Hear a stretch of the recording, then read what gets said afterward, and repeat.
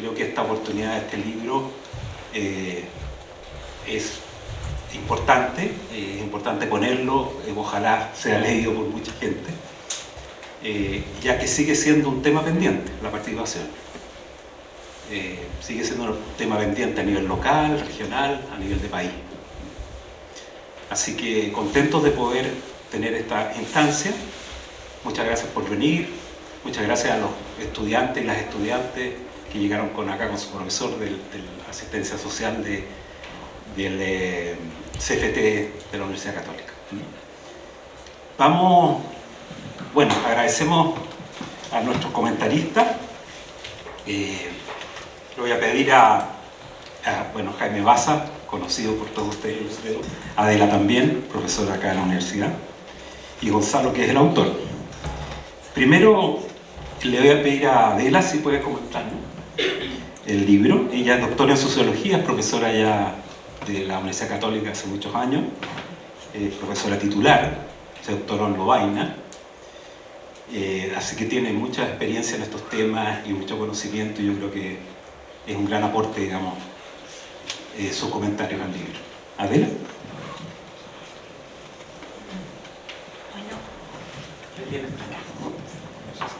Bueno, muy buenos días a todos quienes nos acompañan en este momento.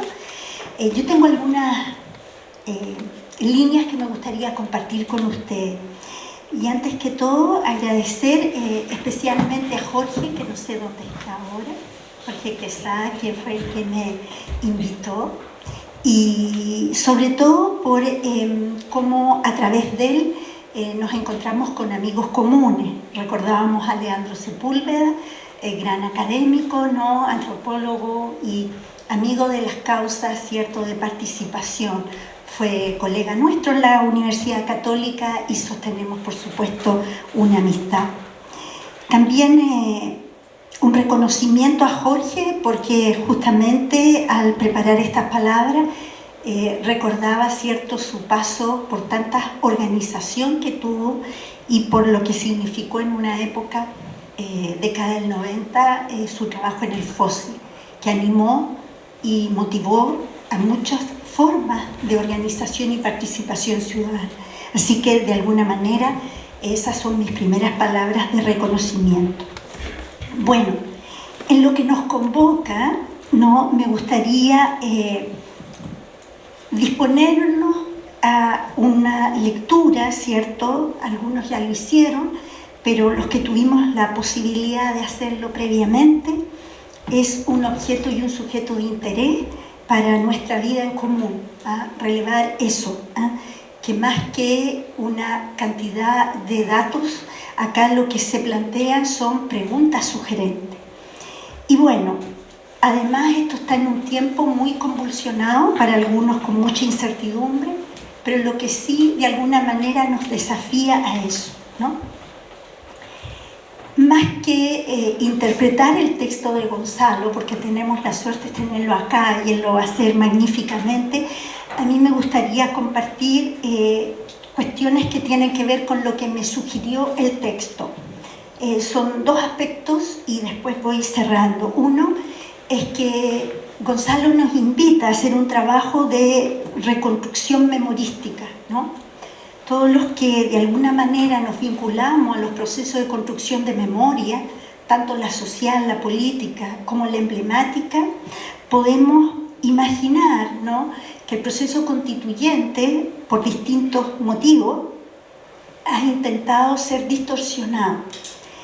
Y justamente Gonzalo arranca diciendo lo relevante que fue, lo relevante que sigue siendo, y por lo tanto, ¿cómo podemos hacer memoria de eso, ¿no? Por supuesto que a quienes no les interesa hacer memoria, hay dos salidas, ¿no? Una, que fue caótico, y lo segundo, que como está recientemente, eso a veces los historiadores lo dicen también, como es tan reciente, no se puede decir mucho de aquello, ¿no? Pero haciendo un gesto, a mí me parece que el texto nos invita a identificar los acontecimientos, pero también en su autocomprensión, ¿no? me parece que nos ayuda a situar cómo hay que distinguir la mala memoria. Hay muchos textos en Chile, y vamos a decir que en la especialidad en la sociología, muchos insisten en la mala memoria. A mí me parece, desde un cierto lugar, con todas las limitaciones que tiene, que en realidad el trabajo que se hace es de desmemoria, ¿no? Es decir, intencionadamente influir para que de alguna manera tanto las instituciones trabajen para poner los eventos asociados y de alguna manera calificarlos peyorativamente, ¿no? Hemos escuchado sobre el octubrismo, ¿cierto?, sobre el vandalismo y sobre la delincuencia. Eso no quita que probablemente hubo excesos, como siempre se plantean en los grandes movimientos sociales, producto del malestar cultural. Eso está altamente documentado, ¿no? En este texto me parece muy interesante el trabajo de larga duración que hace Gonzalo. Si uno lo puede poner en términos brodelianos, ¿no? El de los anales, el historiador de los anales, él nos invita a ubicarnos, pero sin embargo nos moviliza a pensar cómo acciones colectivas se fueron gestando ya en la década del 2000, antes de eso, y por supuesto el 2006 y el 2011 son fechas emblemáticas. Por lo tanto, ese ejercicio, que es memorístico, pero también es un ejercicio sociohistórico, tiene mucha densidad, ¿no? Y sería interesante, probablemente, porque yo invito a eso, no solo porque en pregrado me toca hacer clase a los muchachos jóvenes que se quieren formar en historia, en el Instituto de Historia de la Católica, de acá de Valparaíso, es porque de alguna manera el no vincularse a la historia, de alguna manera tenemos consecuencias, como por ejemplo el presentismo que vivimos actualmente en la sociedad, ¿no? Estamos de alguna manera consumidos, ¿no?, en ubicarnos sistemáticamente en el presente y si no lanzados a un futuro, ¿no? Y por lo tanto el olvido opera como un recurso que justamente este libro nos invita a salir de esta postura, ¿no?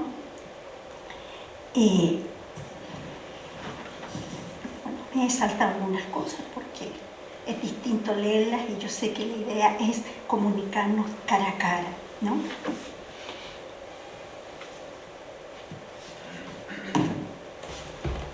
Finalmente, me gustaría en este primer punto decir que en este trabajo de desmemoria, al cual nos tenemos que resistir entonces, y por lo tanto libros como estos son más que necesarios, justamente es tratar de identificar qué lógicas y qué grupos, ¿no?, les resulta incómodo salir de lo regular, perturbarse frente a aquello que los desacomoda y sobre todo que perturbe la lógica dominante. Entonces, por eso es que no es mala memoria. La mala memoria muchas veces puede ser un recurso psicosocial o neurológico, ¿no?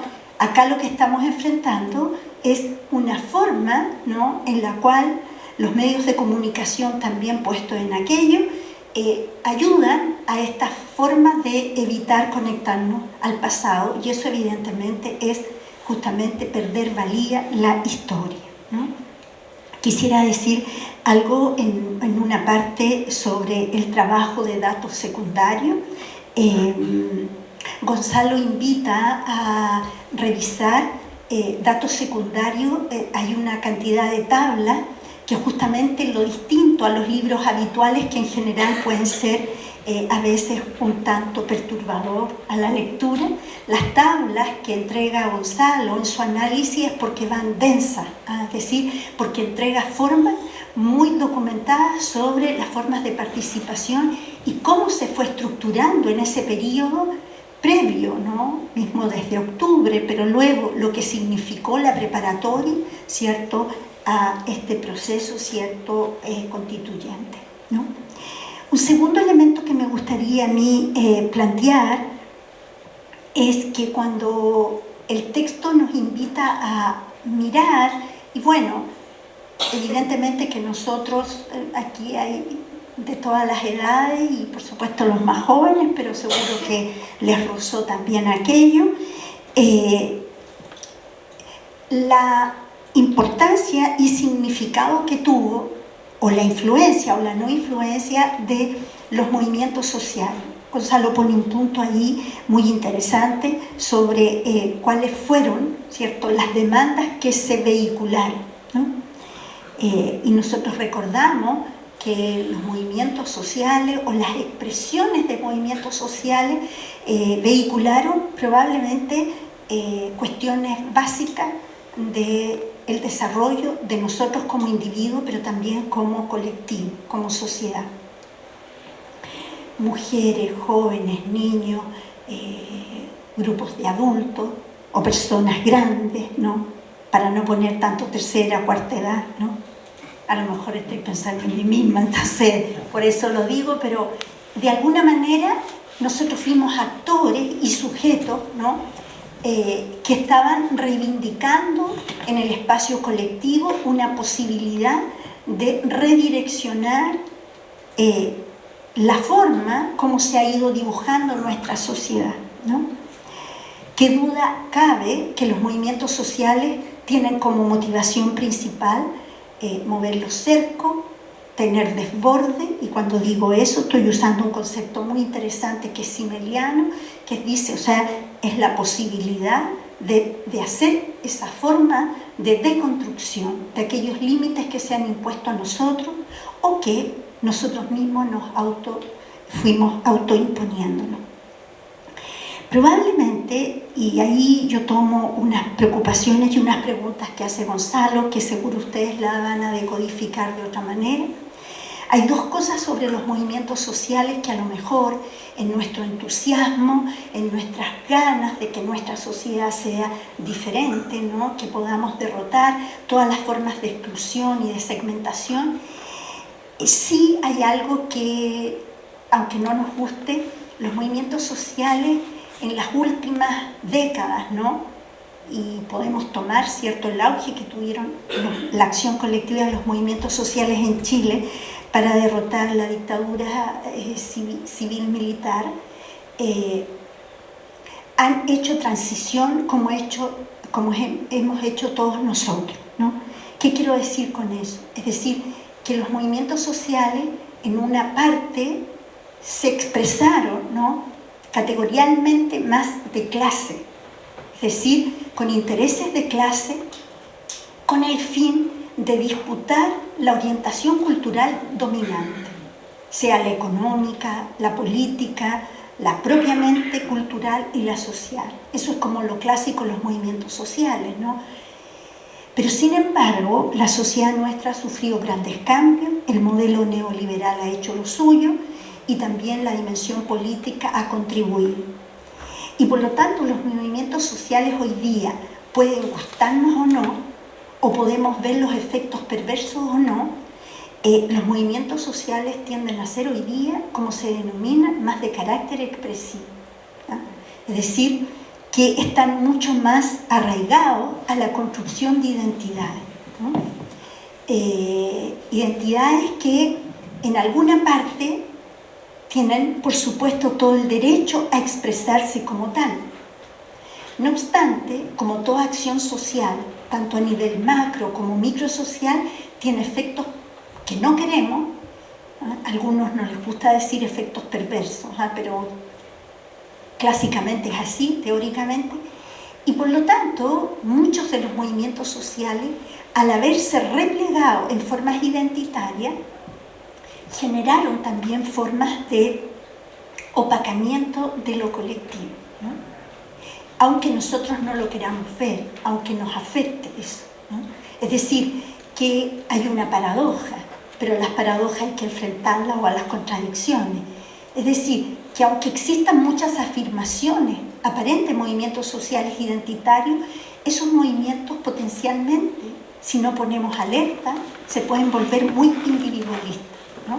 Cada uno en su causa, cada uno en su dispersión, y eso pone algún marco de acción política distinta, cada uno desde el lugar que nos parezca, ¿no?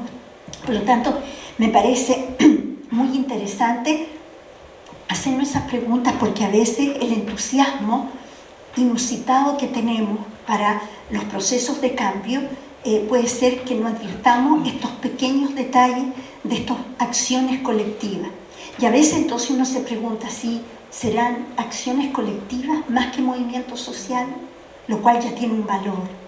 Las acciones colectivas siempre son producto del malestar, ¿no?, que está aconteciendo, y por lo tanto son producto de las constricciones. Pero también las acciones colectivas tienen algo que es un principio y un fin, y no se concatenan a proyectos de horizontes sobre la sociedad, la construcción de bienes públicos, ¿no?, de defender esos bienes públicos y de sostenerlos en el tiempo, ¿no? Nosotros hoy día defendemos mucho más lo privado. Y a mí me parecía importante decir que en la construcción de los bienes públicos podemos hacer un salto cualitativo si meditamos críticamente, para evitar pensar que lo público siempre es aquello del cual el privado no puede hacerse cargo, que es una definición muy presente por la dimensión económica, pero que es muy compleja aceptarlo eso como una naturalización, es decir, que lo público solo es aquello que está como en los márgenes. Entonces, me parece que valdría la pena preguntarse eso a propósito de la interpelación que tú haces sobre cuál es el aporte, cuál fue el aporte y cómo se visibilizaron cuestiones. Y quizás para cerrar este punto, me gustaría también expresar que hoy día se plantea también que cuando se dice, y yo misma me hago la crítica, este aporte de los movimientos sociales, es verdad que también el horizonte de lo común está mucho más desdibujado, ¿no? Pablo Coté pronuncia bellamente que vivimos un momento trans, ¿no? Y cuando se plantea trans no es solamente las transiciones identitarias y sexuales, sino que el momento trans es que hay dificultad para fijar algunos parámetros que nos ayuden a ese vivir en conjunto. Y por lo tanto, a veces en nuestro individualismo no exacerbado, tampoco queremos regulaciones, nos molestan, y de alguna manera entonces queremos la sociedad, como bien dice Martuchelli, a escala de nosotros, la sociedad a escala del individuo, ¿no? Y por último, y si ustedes me permiten, yo quisiera en esta parte sí leerla, es una última reflexión que me produce esta invitación, es que la sociedad del consumo, que está unida a la sociedad del espectáculo, ¿no?, donde todos queremos ser vistos, donde todos queremos mostrarnos, aunque a nadie le importe, pero sí el narciso y narcisa que llevamos dentro sí le importa mucho, entre otras cosas, produce la circulación de muchos objetos y artefactos. Hoy nos enfrentamos a muchas publicaciones, artículos y libros que pueden ser meras descripciones o compilaciones. En el mundo de la academia eso es muy exigente y a veces nos vemos envueltos también en eso. Quisiera expresarle profundamente que el texto de Gonzalo nos lleva a posicionarnos fuera de ese rango. De manera transversal encontramos libertad para sondear aquello principal, separándolo de lo accesorio, aunque sean ámbitos críticos e incómodos para todos nosotros. Existe poder en los argumentos y análisis que posibilitan salir de lo superficial y conectarnos como sujetos y ciudadanos. Y finalmente, el relato trasunta acción, que sabemos que ha sido una constante en la biografía política del autor. Libertad, poder y acción, tres elementos clave en la reflexión de esa gran mujer llamada Hannah Arendt. Por lo tanto, gracias Gonzalo, ya que este libro no es solo eso, es una obra. Muchas gracias.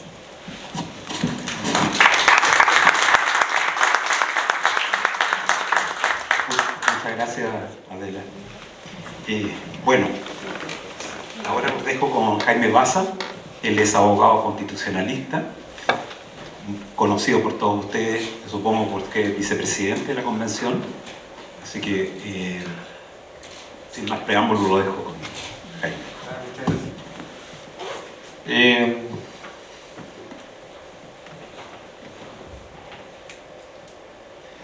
Bueno, buenos días a todas, a todos. Muchas gracias por la invitación.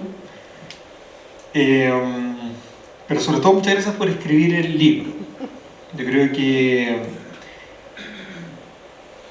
yo no sé si algunas o algunos de ustedes están más o menos familiarizados con lo que ha sido la industria editorial desde el 4 de septiembre del 2022 en adelante, pero hay muy pocos libros que rescatan lo que fue la experiencia, digamos, popular constituyente del periodo 2019-2022, y hay una cantidad abrumadora de libros escritos desde la derecha por el Instituto de Estudios Sociales, por el Libero, por Libertad y Desarrollo, por el CEP, que están derechamente reinterpretando lo que nosotros y nosotras hicimos en clave más bien reaccionaria.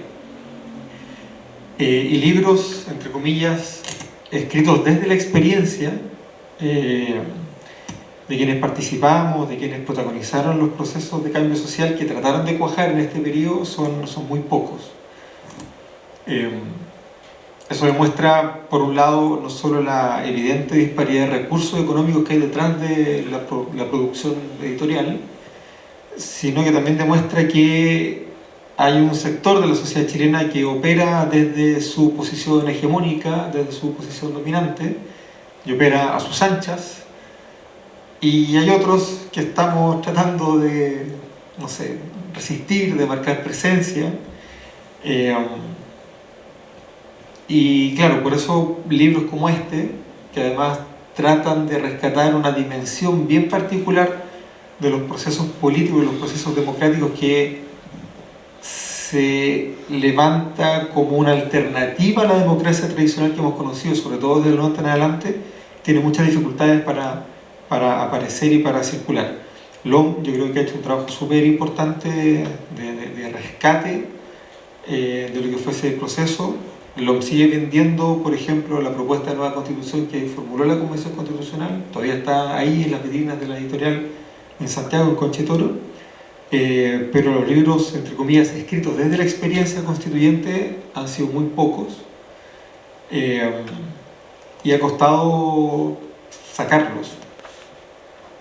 Yo no lo digo a modo de queja, lo digo solo a modo de constatación. Yo tengo un libro escrito sobre lo que fue mi experiencia como vicepresidente de la convención, que todavía está esperando una editorial que se anime, porque que no es negocio, que la derrota, que no sé qué. Entonces, claro, lo que va pasando es que se van perdiendo experiencias políticas importantes, que yo entiendo que fueron experiencias de acumulación de poder popular, que perdimos, efectivamente, eso es evidente, pero que no por eso van a desaparecer, y no por la derrota del 4 de septiembre vamos a entender que nunca más van a volver a emerger. Yo creo que si algo muestra esta experiencia constituyente, a diferencia de las anteriores emblemáticas que hemos tenido en los últimos 200 años, es que esta logró cuajar de una manera que las experiencias constituyentes anteriores no lo lograron. Me voy a salir un poco, tengo algo preparado para comentar el libro de Gonzalo, pero si pensamos en las 4 o 5 principales experiencias constituyentes de los últimos 200 años, estoy pensando, por ejemplo, en la Constitución de José Joaquín de Mora en 1828, que se redactó, se aprobó, pero fue aplastada en una guerra civil, que terminó con la batalla de Lircay en enero de 1830. Ese proyecto liberal federal desapareció y fue retomado más de 50 años después.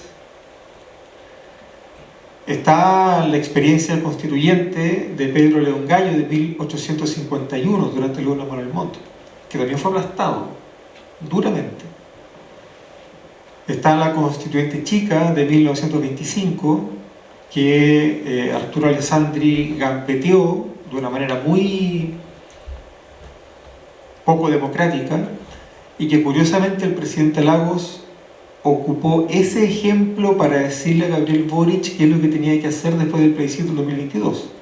Usó exactamente ese ejemplo, el de la gambeta. Está el texto de nueva constitución de Salvador Allende. Habría que considerar de alguna manera, no sé qué tan constituyente es, yo tengo mis reparos, pero habría que poner en esa historia la propuesta de nueva constitución que redactó la presidenta Bachelet en el año 2018, que algún tipo de participación popular tuvo, pero claro, muy formalizada, muy encajonada, ¿verdad?, etcétera. Y luego está la propuesta nuestra. No hay más, en 200 años. En esos 200 años, yo diría que la propuesta liberal de 1828, con las condiciones de participación ciudadana de ese momento, ¿cierto?, solo hombres, propietarios, alfabetizados, tuvo una participación bastante más amplia que todas las posteriores. Esa constitución fue redactada porque se eligió un congreso constituyente, el congreso se eligió con esa apellido, ¿verdad?, para redactar la constitución, pero claro, solo hombres, solo propietarios, solo personas alfabetizadas. La de Pedro León Gallo está inmersa en un proceso de reivindicación autonomista súper potente, levantado desde las provincias, especialmente desde el norte, desde Copiapó en este caso, pero que se entronca también con el trabajo autonomista en general, autonomista de Concepción, del Biobío, con Freire, etc., que después tiene su trayectoria interesante durante el siglo XX. La constituyente chica de trabajadores y asalariados, Allende con el gobierno de la Unidad Popular, y la Convención. Y es súper interesante que lo que se muestra de lo que ha sido la historia de las constituciones chilenas sean en realidad las constituciones redactadas por la fuerza e impuestas por los militares. La de 1833, redactada después de la Guerra Civil de 1829-30, redactada por el bando conservador que triunfa después de la batalla de Lircay. La de 1925, redactada después del golpe de Estado de enero de 1925, y la del 80, redactada en las condiciones que todos conocemos, ¿verdad? Entonces las tres grandes constituciones de la historia de Chile no solamente son redactadas sin participación ciudadana, sino que más son redactadas por militares después de hechos de fuerza, golpe de Estado o guerras civiles. Las tres grandes constituciones de los últimos 200 años. En cambio, las constituciones que fueron redactadas desde abajo, matizando eso, ¿verdad?, con la diferencia histórica que significa decir desde abajo en 1828 o en el año 2021, son más bien olvidadas y preteridas. Entonces, por eso me parece que es particularmente interesante el ejercicio que hace Gonzalo de rescatar una dimensión muy potente de lo que fue el siglo 2019-2022, que es precisamente el de la participación ciudadana.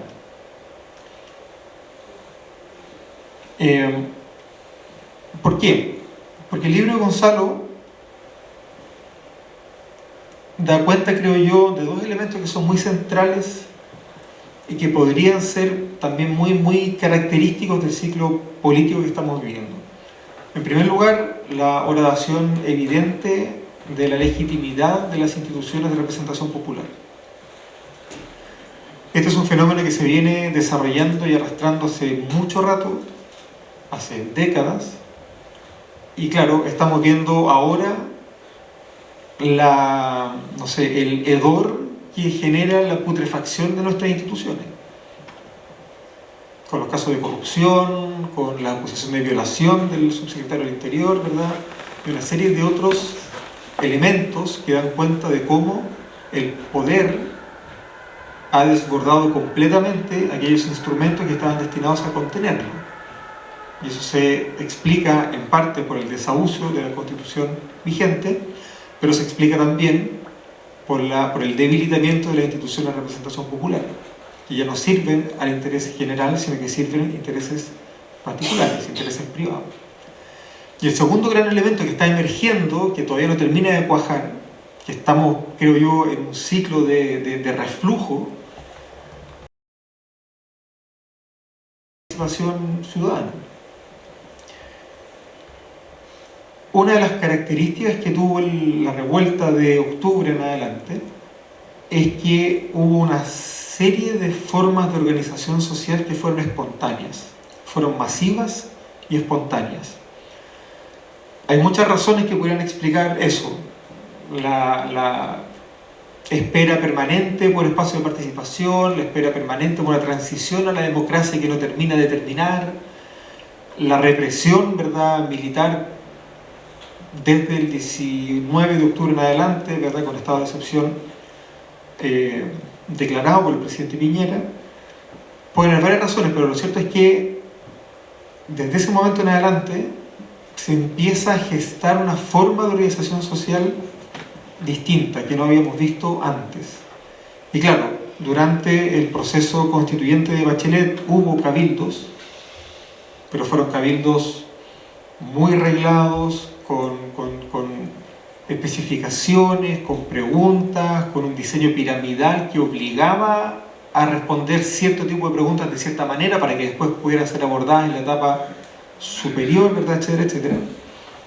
Con actas, pues no sé si algunos participaron, pero con actas que había que subir a una plataforma, con un consejo de observadores ciudadanos que estaba como permanentemente fiscalizando lo que hacía la ciudadanía, y que todo eso después fue procesado por una institucionalidad de dudosa legitimidad democrática, porque no sabemos realmente quién redactó la Constitución que emana del Ministerio del Interior. No la redactó Mario Fernández, claramente.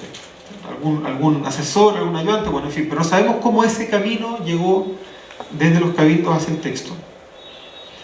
Hay propuestas de los cabildos que no están en el texto, como por ejemplo el del Congreso Unicameral, que emerge de los cabildos de Bachelet, que fue recogido por la Convención Constitucional y que fueron los principales argumentos que esgrimió la oligarquía para votar en contra de la propuesta que nos estábamos cargando al Senado. Pero bueno, esos cabildos no tienen nada que ver con los cabildos autoconvocados que empezaron a emerger desde octubre de 2019 en adelante. Muchos participamos de esos cabildos, muchos. Solo aquí en Valparaíso, a mí me tocó participar, exponer en dos que convocaron cada uno de ellos más de 1000 personas. A fines de octubre yo participé en el cabildo en el Liceo Pedro Montt, más de 1000 personas. Había tanta gente que no cabíamos en el gimnasio, tuvimos que salir al patio central.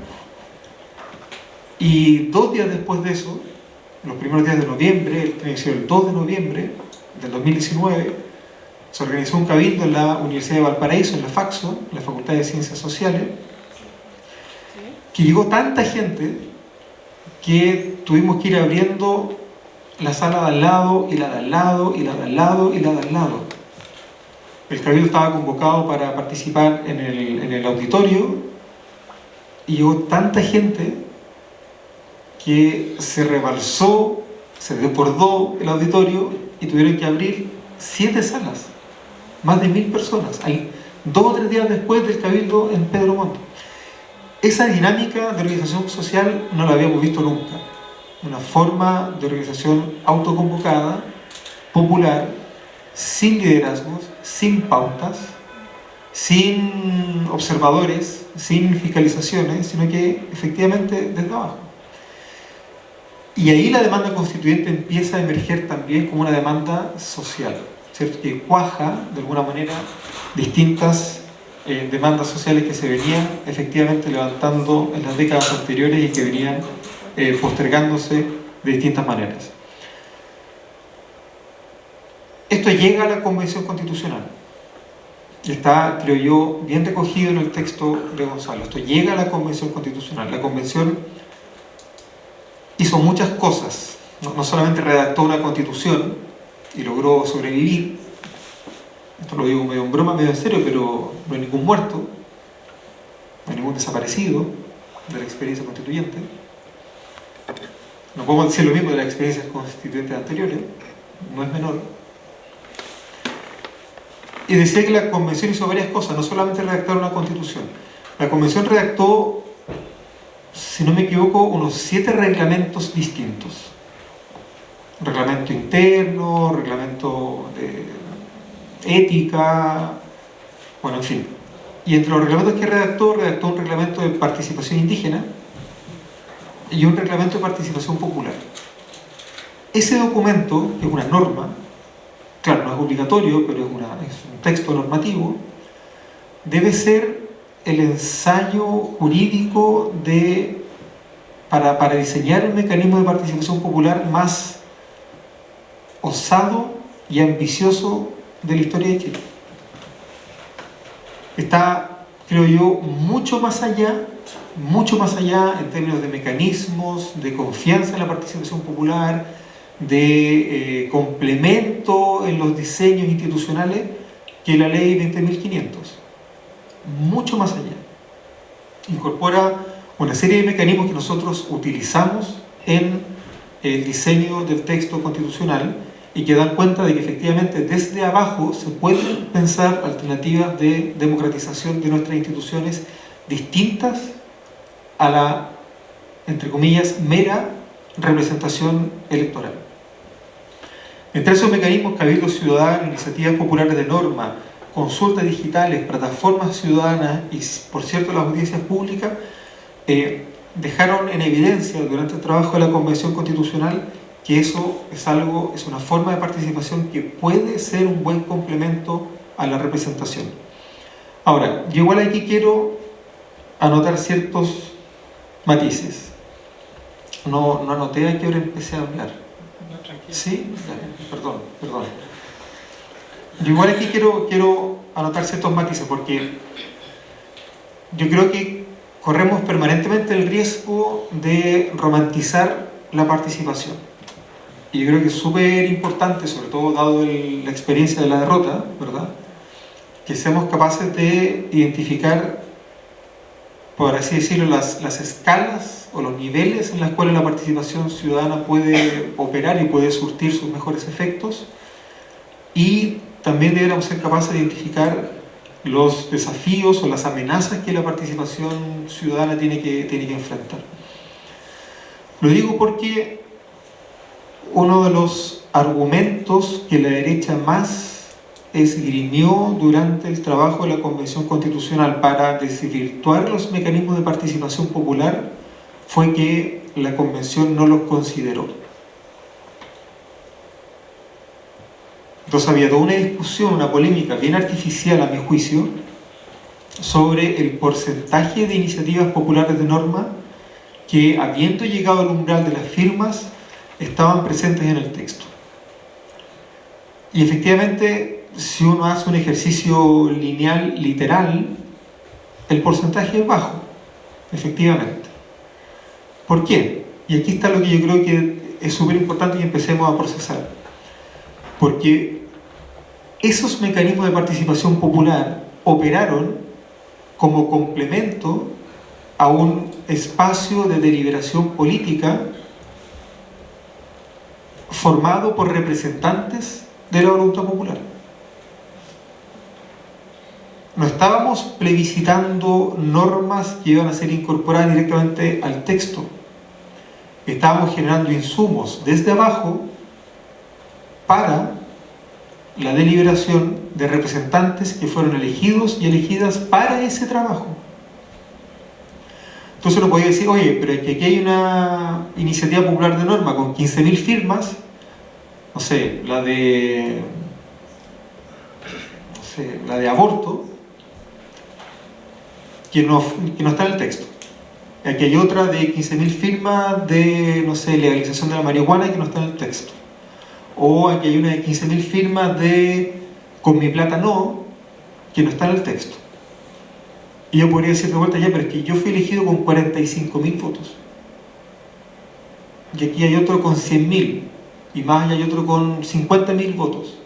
Entonces, ¿cómo hacemos ese ejercicio para entender que en ese nivel de la representación los mecanismos de participación ciudadana no necesariamente sirven para tomar decisiones, sino que para insumarlas? Y yo creo que ahí hay algo que no está suficientemente resuelto, ¿verdad? y que no ha sido, creo yo, procesado de buena forma ni por quienes defendemos los mecanismos de participación ciudadana, ni por quienes los atacan, ¿verdad? Y esperan que la democracia sea solo representación.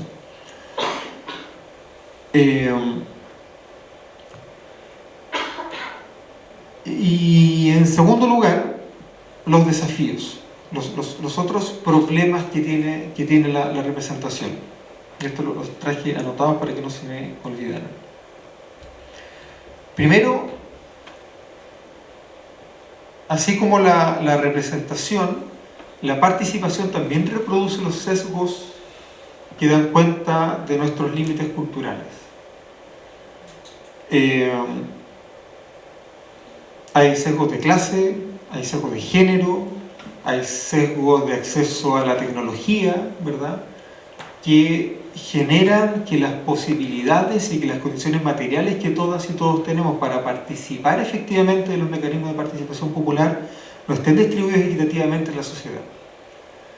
Y eso genera que muchas veces el resultado de esos mecanismos de participación reproduzca los sesgos de clase, género, raciales, ¿verdad?, tecnológicos que configuran nuestras relaciones sociales. Estos espacios de participación, cuando son presenciales, casi siempre son los fines de semana o después del horario laboral. Bueno, la posibilidad de participar efectivamente en esos espacios no se distribuye equitativamente en la sociedad. Si tenemos hijos, si no tenemos hijos, si tenemos con quién dejarlos o no, si somos hombres o somos mujeres, si trabajamos o no trabajamos, y un largo etcétera. En segundo lugar, quedó muy en evidencia, sobre todo en la participación en los mecanismos de participación durante la Convención Constitucional, pero diría yo que especialmente durante el Consejo Constitucional, que la disponibilidad de recursos económicos también tiene un peso importante en la forma como se levantan mecanismos de participación, entre comillas, desde la sociedad o desde abajo. Porque no es lo mismo convocar un plebiscito nacional, en caso de que lo hubiera, por ejemplo, desde Libertad y Desarrollo, que desde la Junta de Vecinos del Cerro Esperanza, que tienen en términos de representación democrática probablemente la misma legitimidad para hacerlo, pero no cuentan con los mismos recursos. Y esto es algo que se ha visto, no sé, en los plebiscitos constitucionales que hubo en Uruguay en los últimos 10 o 12 años, en los mecanismos de participación constituyente que hubo en Islandia, en Finlandia, donde el sesgo de clase, donde la posibilidad de acceder a recursos económicos termina condicionando el resultado de los procesos de participación popular. Hay un problema también de falta de cultura participativa, diría yo, principalmente en un país como el nuestro, tan individualista, pero sobre todo tan neoliberal, donde el interés propio hace mucho rato que es nuestro principal motor de acción política. Una de las demandas más importantes que más movilizó a la ciudadanía en los últimos años fue no más AFP. Pero al mismo tiempo, con mi plata no. Entonces, claro, no queremos más AFP, pero tampoco queremos compartir nuestros recursos, no queremos generar mecanismos de solidaridad intergeneracional. Queremos mejores pensiones, pero yo quiero mejores pensiones. No quiero que con mis recursos se financien las mejores pensiones de las personas que hoy día están jubiladas, a pesar de que yo estoy trabajando. Esa falta de solidaridad intergeneracional es uno de los ejemplos que yo creo da cuenta de la falta de una cultura participativa. Y probablemente con esto cierro, hay cierta evidencia, ¿cierto?, de cómo los mecanismos de participación popular, sobre todo cuando desembocan en decisiones binarias, tipo plebiscito, por ejemplo, tienden a exacerbar la polarización y el conflicto social. Que yo creo que también es una cuestión que hay que considerar, porque efectivamente no podemos olvidar que la Convención Constitucional se caracterizó por tener mecanismos de participación muy incidentes, novedosos, ¿verdad?, etcétera, pero en los cuales participó un sector minoritario de la población. El sector que no participó ha desplegado una reacción conservadora muy dura, no solamente de cara al plebiscito que perdimos, el del 4 de septiembre, sino que especialmente en esta reacción media autoritaria y ciertamente en clave de seguridad que hemos visto en los últimos años, ¿verdad? Y probablemente, hay muchos factores que explican eso, pero probablemente uno de esos factores sea perdón, estoy un poco acostumbrado a usar los lentes, la exacerbación de la polarización en ciertos momentos políticos como el presente.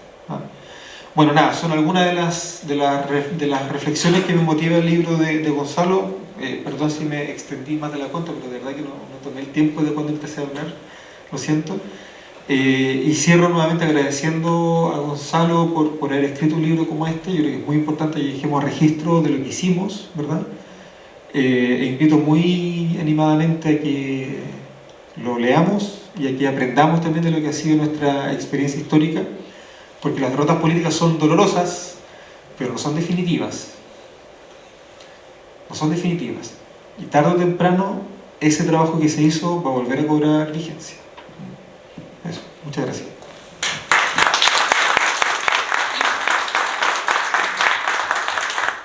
Muchas gracias, Jaime. Bueno, ahora los dejo con el autor, Gonzalo de la Maza, sociólogo, doctorado en la Universidad de Leiden en Holanda, es profesor titular de la Universidad de Los Lagos. Pero lo más importante es que es presidente de la Corporación de Innovación y Ciudadanía, ¿no es cierto? Por eso está aquí, por eso lo invitamos a presentar su libro. Así que gracias, Gonzalo. Bueno, buenos días, muchas gracias a nuestros comentaristas tan acuciosos y tan... O sea, justamente está muy bueno que haya podido Jaime venir, esa reflexión que hizo al principio de... Hay poco de procesando la experiencia, y claro, después de una derrota también uno procesa la experiencia a veces con rabia y defendiendo, en fin, etc. Es más interesante, creo yo, procesarla para aprender y para proyectarse para adelante. Y a Adela, que yo le voy a pedir que me comparta el texto después, porque era mucho más de lo que dijo, que ya fue bastante. Quería partir agradeciendo a la corporación. Yo les quiero contar que la Corporación de Innovación y Ciudadanía es una aventura colectiva que iniciamos con Javier y Margarita, que está por ahí, hace ya muchos años, para darle continuidad a un trabajo que tiene mucho que ver con esto, en definitiva, que era un trabajo que consistía en identificar experiencias innovadoras en materia de participación y sobre todo de vínculo entre el Estado y la ciudadanía. O sea, no era necesaria solamente de participación en el sentido de una organización, sino que más bien construcción de formas innovadoras. Y ese trabajo, en ese trabajo que hicimos con Adela, que nos aportó, con Jorge, al cual agradezco especialmente porque se hizo cargo hoy día de hacer, no hoy día, sino de que resultara hoy día un trabajo que supone organización, producción, etcétera, invitación, para hacer posible todo esto. Bueno, la corporación tiene un funcionamiento muy menor actualmente porque estamos cada uno en nuestras cosas, en fin, pero sin embargo estuvo disponible y tomó la decisión cuando supo que existía el libro, no influida por mí, sino que agradecida por mí, de presentarlo acá en Valparaíso. Y eso para mí es muy emocionante, me estimula mucho. De hecho, estamos presentando el libro, ya lo presentamos en Santiago, en LOM, y la próxima va a ser en Castro, en la universidad, también va a haber una en Punta Arenas, en la Universidad de Magallanes, en Temuco, y así vamos a seguir, y tratando de estimular la conversación, eso es lo que más nos interesa. Entonces, dicho eso, quería señalar, digamos, el libro está escrito por dos razones principales. Una primera es documentar lo sucedido. Y eso tiene que ver con este borramiento que se ha producido. No solamente, tú lo dijiste como desmemoria, pero en realidad aquí es una cosa es muy profunda. O sea, ahora, a los 5 años del estallido y la revuelta, afortunadamente se empezó a reconversar. Yo pensé que iba a ser como un microclima que iba a darse, pero fue más que eso.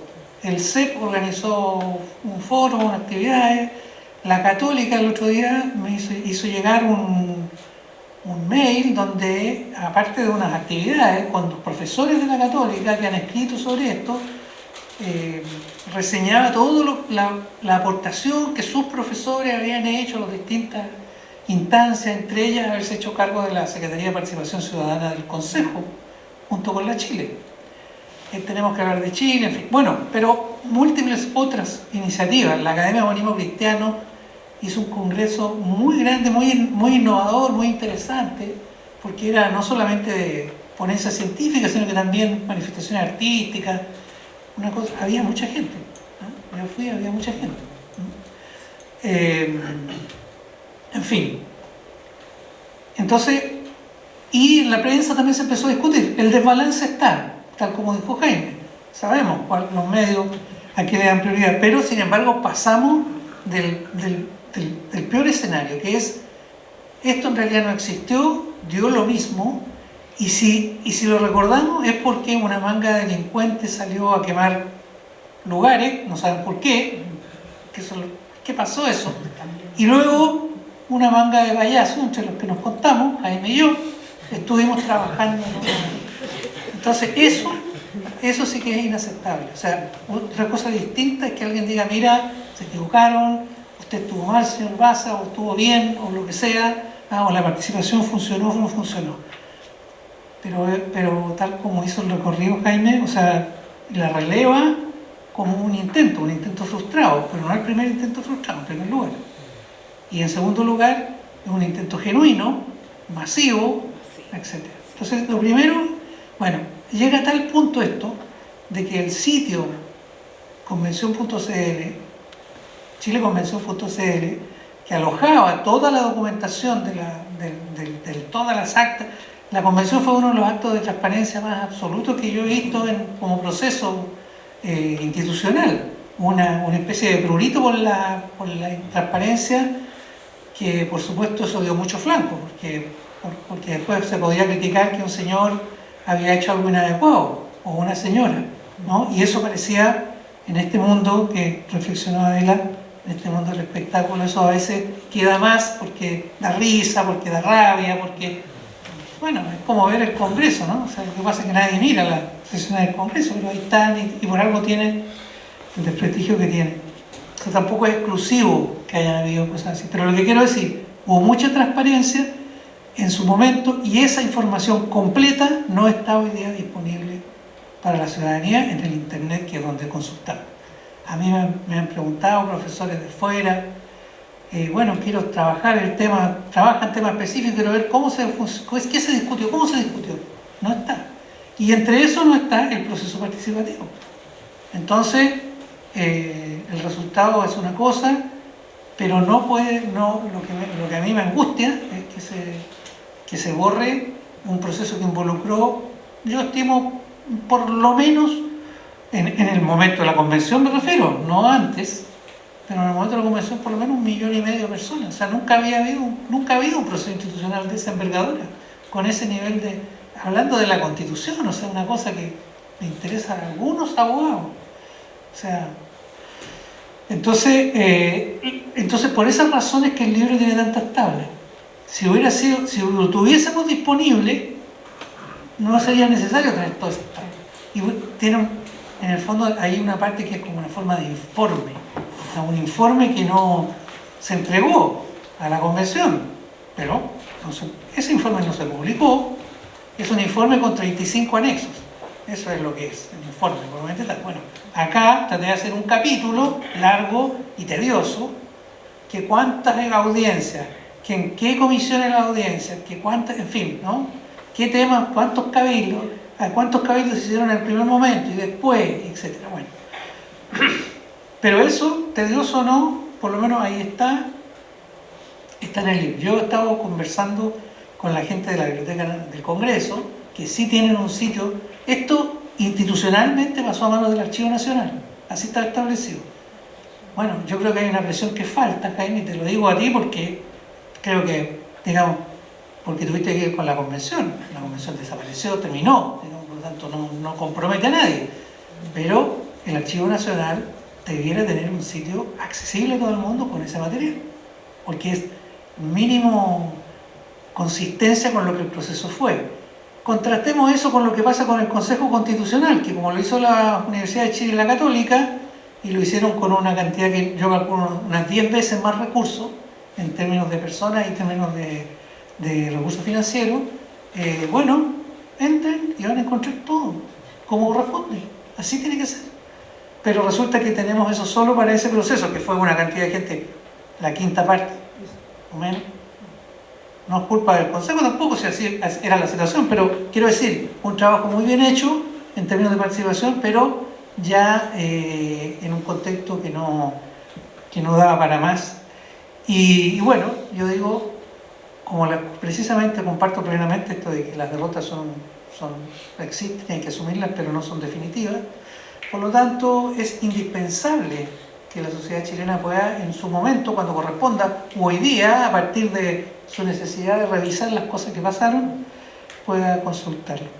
La Biblioteca del Congreso Nacional sí, digamos, señaló de que los informes de participación los iba a publicar, los iba a poner en su sitio, que existe un sitio con bastante información, pero no es el encargado institucional de hacerlo, y hasta ahora no lo han hecho. Han tenido dificultades prácticas en hacerlo, pero están disponibles para hacerlo. Bueno, ese es el primer motivo, documentar. Y el segundo es obviamente comprender. Porque para mí, digamos, en la parte subjetiva de cuando las cosas no resultan y el esfuerzo que se puso. O sea, cientos, miles de personas que estuvieron ahí haciendo ese esfuerzo y miles y decenas y cientos de miles de personas que impulsaron algo y creyeron que podía ser a través desde antes del 2019 incluso. Entonces hay que comprender qué fue lo que no funcionó. O sea, si el razonamiento es la convención efectivamente recogió el proceso, yo creo que sí lo recogió. En gran medida, muchos pensaban que no lo iba a poder hacer porque el estallido era otra cosa, porque habían reglas, porque se habían diseñado mecanismos para manejar eso. Bueno, eso desbordó y se creó un espacio. Pero no tuvimos la capacidad de llegar a puerto. Y entonces es indispensable reflexionar sobre eso, y yo eso lo hago en relación al aspecto de la participación. Hay muchas otras explicaciones políticas de los actores, y Jaime Baza tiene que publicar su libro. Obviamente que sí. O sea, lo digo en serio. O sea, creo que yo le debo decir que este libro yo lo mandé a 2 editoriales previamente. Ni siquiera me contestaron. O sea, ni siquiera me dijeron nada. Hice esfuerzos de contactos para llegar, no solamente se los mandé. Y finalmente, como ha sido su tradición, simplemente hizo lo que hace con todo, revisó, mandó a los pares a revisar y después dijo, vamos, y listo. O sea, eso fue sabiendo perfectamente que no era el texto del momento, obviamente que sí. Y afortunadamente eso permitió sacarlo. Además ellos trabajaron muy bien sacándolo y publicándolo en el contexto de los 5 años del estallido y la revuelta, por lo que le dio un eco un poquito mayor. Bueno, y todo esto entonces para poder hacer posible que las transformaciones... bueno, es que el último elemento es que esas cosas que dieron surgimiento a la movilización de todo el decenio a partir del 2011 en adelante, que tiene antecedentes previos, pero que ahí es clarísimo, que se expresa luego en un estallido que no tendría por qué haberse producido si es que hubieran habido mejores respuestas, porque ese estallido tuvo muchos costos para muchas personas que participaron y para otros que fueron afectados, que sufrieron, digamos, todos hubo un sufrimiento grande, como son esas explosiones sociales.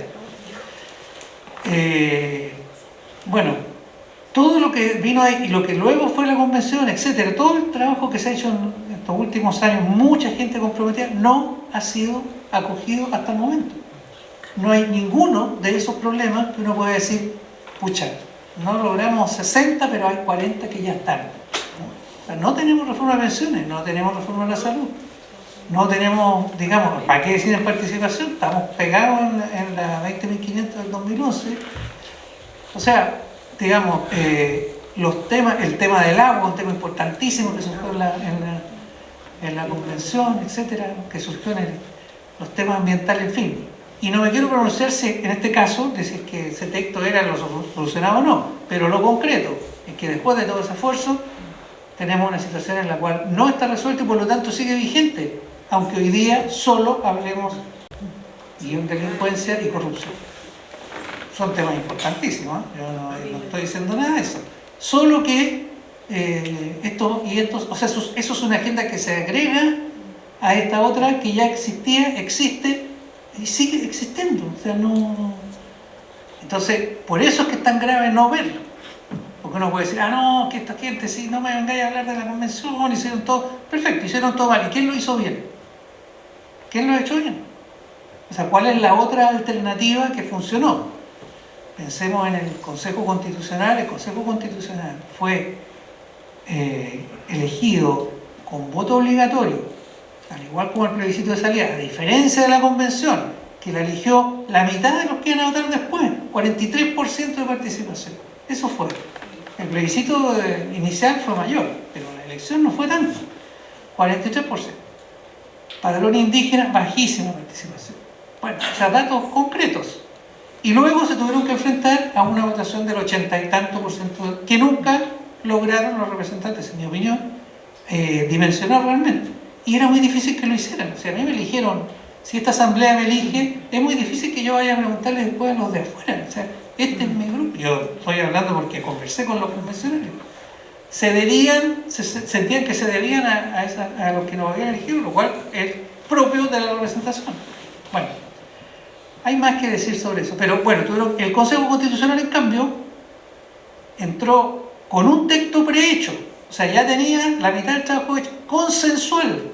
La comisión experta consensuó, la gambeta que tú dices, ahí la comisión experta consensuó de republicano a comunista.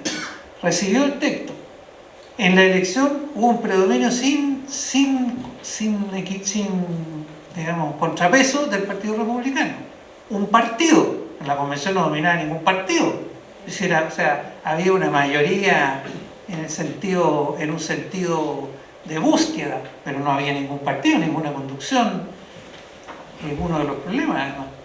Y luego, 6 meses después, no logran generar un texto que a esa misma gente que lo había elegido le haga sentido.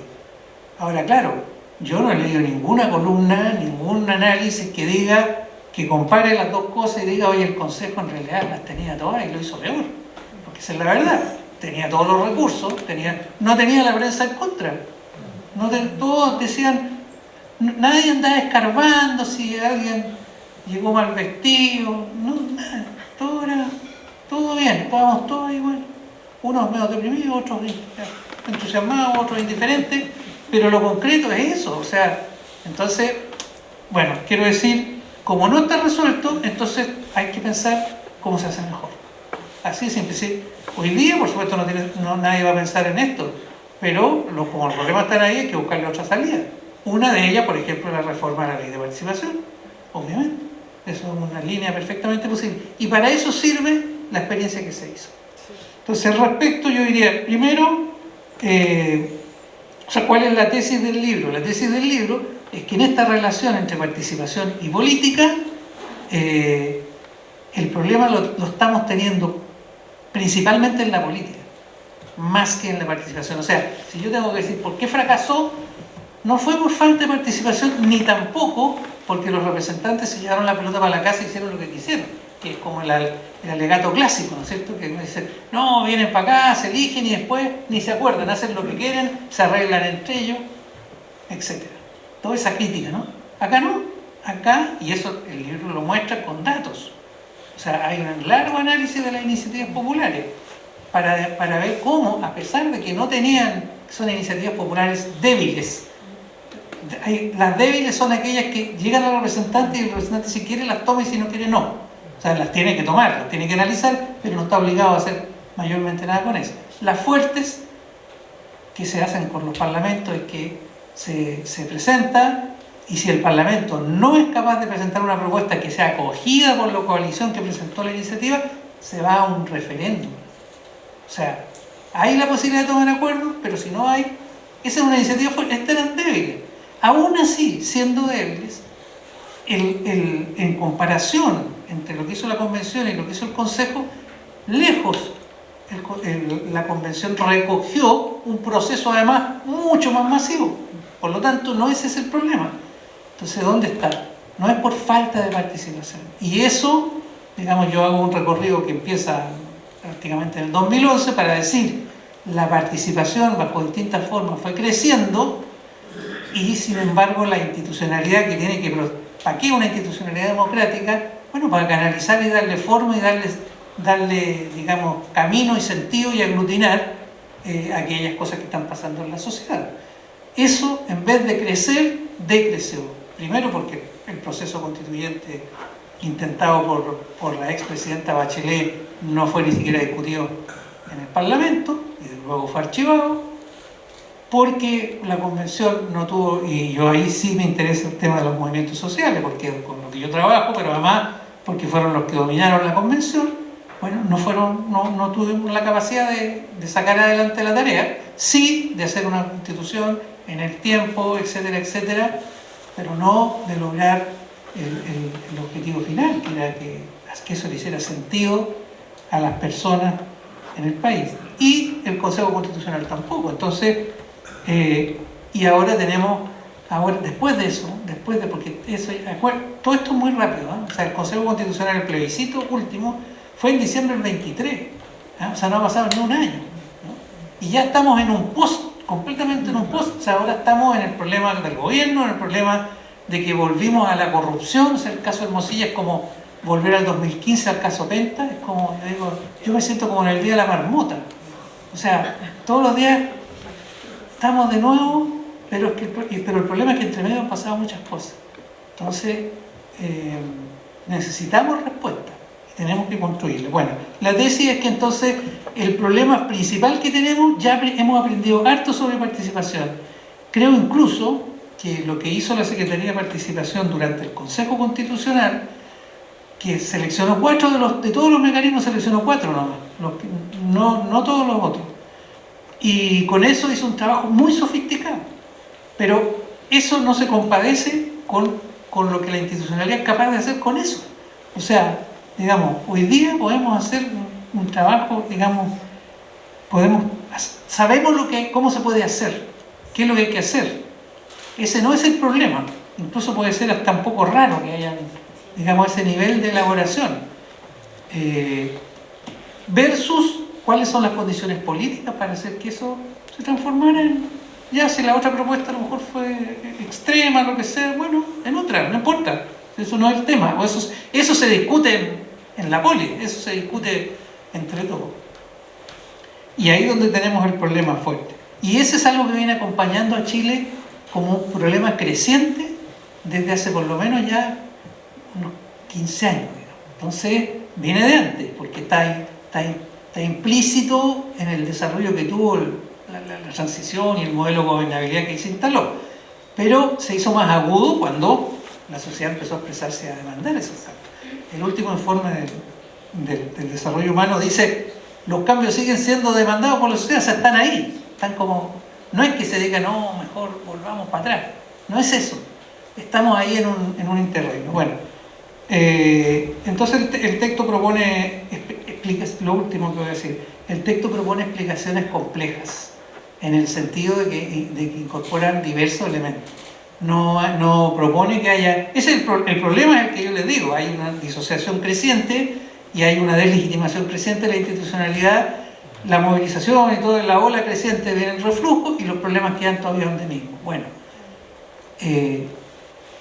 eso requiere, para poder revertir, y ahí yo me centro más en los movimientos sociales, no doy tanta, digamos, no dialoga tanto con los partidos políticos, etc. Tiene consecuencias para eso, pero a mí me interesa lo que se puede hacer desde esa esfera intermedia de la sociedad. ¿Para qué? No para retomar la movilización necesariamente, sino que para poder convertir eso en incidencia política, ¿no? Entonces, y ahí sí las reglas son importantes.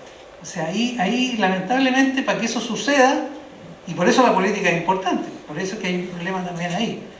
No creo yo que los movimientos sociales son autónomos, pero si quieren convertir eso en nuevas políticas, etcétera, tienen que profundizar en su diálogo con las instancias institucionales.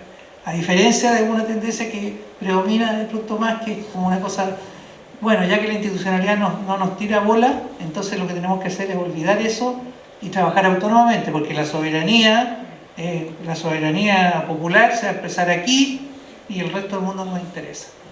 Entonces las explicaciones van por el lado de que, en primer lugar, en la propia revuelta está también presente este individualismo y neoliberalismo del que han hablado los comentaristas, que no es una manifestación exclusivamente, la revuelta no tuvo un sentido único. Yo en el libro relato algunas cosas que escribí durante ese mismo momento, en octubre, noviembre, unas estampas de lo que era, y uno las lee y dice, claro, aquí hay cosas que puede ver cómo esto era más diverso de lo que parecía. Después se coagula en una salida institucional, pero esa salida institucional que más o menos acoge las cosas, tiene una serie de problemas. Yo creo que el exceso de reglamento fue un problema. O sea, tú lo pusiste como un logro, pero ese reglamento de participación, que tenía 36 páginas y 90 artículos, o sea, regulaba todo, ¿no? Era perfecto, entre comillas. Digamos, yo desafío a mis colegas que trabajan en estos temas y dije, encuéntrenme algo ahí que ustedes dicen esto no debe ser. No, estaba todo. Pero el problema es que no, como dijo mi amigo Carlos Oxenio, que tiene que ver también con esta historia, cuando le conté todo esto me dice, como un cielo sin tierra. Claro, era como un cielo sin tierra. Si hubiéramos tenido 4 años con un ministerio detrás para poder hacerlo, yo creo que lo podíamos hacer. Pero teníamos 4 meses. Un último comentario sobre eso, esto es para que lean el libro, ¿no? O sea, les tiro cosas para que ustedes después digan, se supone que ahí está la librería en el blanco que vino a vender los libros, así que para que vean, ¿qué dirá sobre esto? No, una cosa sobre los plebiscitos. Hubo una cosa que la convención aprobó en el reglamento, que eran los plebiscitos dirimentes. Es decir, en el intermedio, que iban a ser en mayo, 27 de mayo creo, plebiscitos dirimentes que permitieran cosas que lograban los 2/3, pero que no lograban lograban los 3/5, pero no los 2/3, claro. O sea, los 3/5, pero no los 2/3, es decir, que tenían mayoría, pero no tanto, se pudiesen plebiscitar en un día, todas esas cosas. En ese momento, la reacción del establishment político fue por ningún motivo, eso significa que esta gente, que no sé quiénes son, pero esta gente nos va a arrasar. Quieren además imponernos un texto que ni siquiera tiene el apoyo de los 2/3. Uno no puede saber qué hubiera pasado, pero lo lógica me dice que lo que hubiera pasado es que habrían habido alternativas que hubieran ido a plebiscito y hubieran podido medir cuál era la adhesión ciudadana a determinadas cosas. Supongamos que el tema del Congreso no era una cuestión. Perfectamente podrían haber actores que hubieran dicho, no demos los 2/3, vamos a plebiscito. Y en el plebiscito, a mí me tinca que eso hubiera sido votado. A lo mejor no. Y lo mismo con los otros temas así polémicos. Entonces eso evitaba la polarización final, que tengo que decir sí o no, y digo no por tantas razones, ¿no? Digo sí por muchas razones y digo no por otras muchas también, que algunas no tienen ni siquiera que ver con el texto. Ustedes bien lo saben eso. Hemos hablado de la iniciativa popular por la vivienda digna, está tratada en el texto, en fin. Bueno, son herramientas que fueron vistas como una amenaza y al contrario, podían haber sido una excelente contribución a ver, el texto hubiera tenido que hacerse cargo de que había cosas muy interesantes dentro de la sala y que a esa mayoría que tenía que votar no le parecían. Bueno, y por lo tanto esto es un aprendizaje que continúa. Ojalá tengamos el espacio político para que ese aprendizaje pueda verificarse en alguno de sus aspectos. Así que bueno, yo agradezco mucho los comentarios y espero que el libro les sea de interés y de utilidad. Muchas gracias.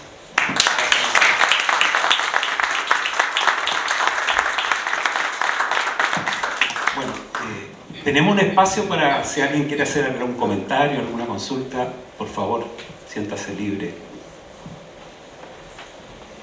Caballero allá, no sé si con esto no alcanza a llegar. Sí, sí.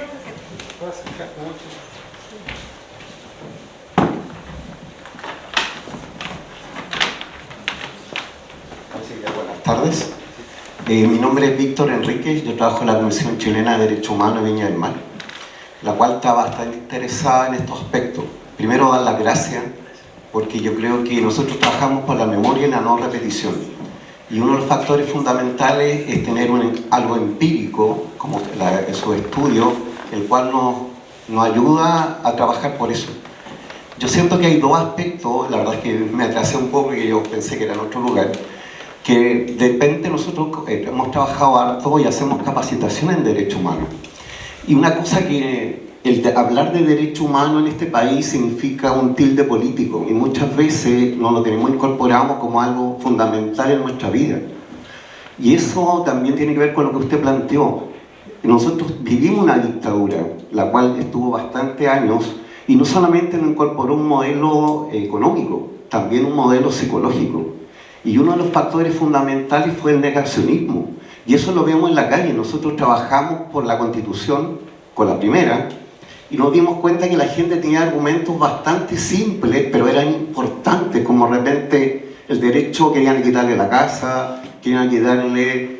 Y de repente también hay muchos factores que vimos que la gente también se negacionaba o de alguna manera hacía como, podríamos hablar, un lapsus mental, en la cual se negaba a que pasaran ciertas situaciones.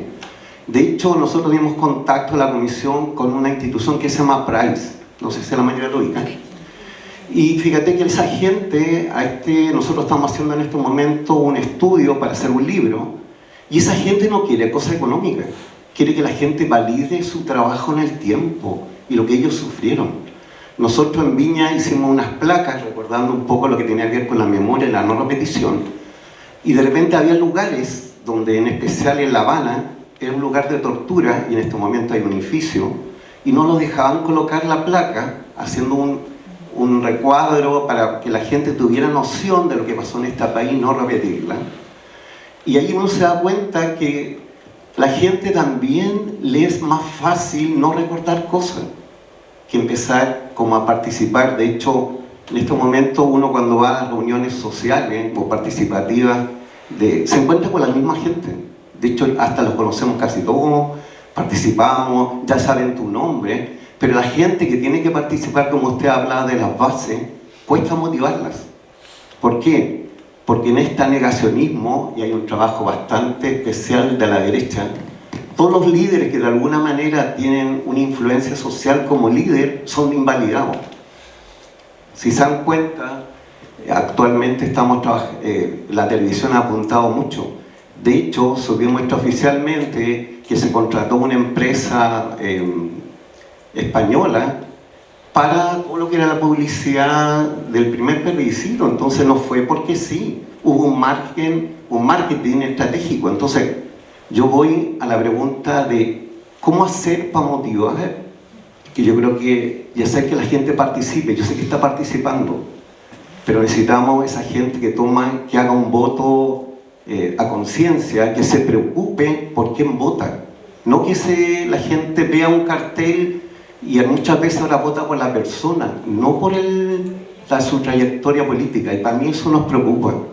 Y también que el derecho humano sea algo que esté incorporado.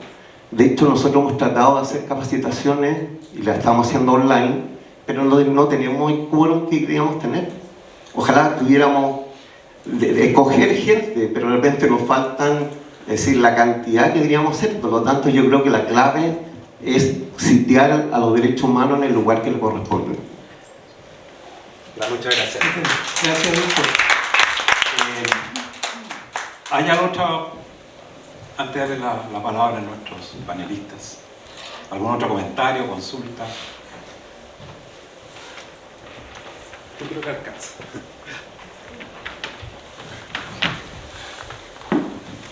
Hola, mucho gusto. Mi nombre es Verónica González y bueno, participé activamente en la primera constitución, siendo un movimiento social, movimiento biocéntrico, que surgió, ¿no es cierto?, justamente para poner nuevos temas y nuevos planteamientos. Y realmente se trabajó y hubo mucha participación, y realmente hasta el día anterior del 4 de septiembre yo aposté que ganábamos. Entonces, cuando llega la derrota, digamos, yo me pregunté misma, ¿dónde estaba yo que no vi esto? O sea, no lo vi, o sea, realmente yo pensaba que ganaba. Entonces también quiero hacer la reflexión cómo también quienes estábamos en este proceso estábamos tan metidos y veíamos que era tan maravilloso lo que estaba pasando con tantas dificultades y que así todos íbamos a poder llegar a los 9 meses haciendo lo que sabía que hacer y con tanta participación, que yo creo que fuimos un poco ingenuos, un poco de ver lo que se estaba orquestando desde antes, ¿no? Para que esto fracasara. Y por otro lado, como solitario, por ahí decían como sin conducción, ¿no? O sea, como sin ver hacia dónde iba esto, ¿no? Y yo quiero representar en mí, en mucha gente con quien he conversado, que sentimos que retrocedimos 30 años, ¿ya? Y en ese retroceso de 30 años, yo tampoco me siento como con la fuerza para seguir haciendo qué. Entonces, en esa es como un poco, ¿qué esperanza pueden dar desde esta situación en que estamos a los que quedamos derrotados, ¿sí? Derrotados, y viendo cómo entre mis mismos pares, cuando yo planteé sobre justamente el tema de derechos humanos, el otro día me dicen, ya, déjate de ser nostálgica. Entonces, eso ya, sí, soy nostálgica. Entonces, ¿qué esperanza hay para los nostálgicos? Eso. Muchas gracias. ¿Alguien más?